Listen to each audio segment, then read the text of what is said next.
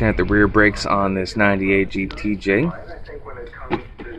and I picked up new set of Monroe brake shoes, the park brake kit, and the clicker. I think the actual spring snapped off this one, so the parking brakes only work on one way,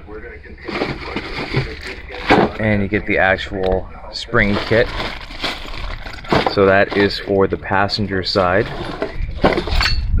Did not buy one for the driver's side. I'm going to hope to reuse it. And there's the spring kit. Comes with both sides. And the actual double sets of shoes. So tools you'll need. I picked up these special clip things for brake springs. I also got the tool for removing that center spring. Where is it? It's over here somewhere. Exponentially.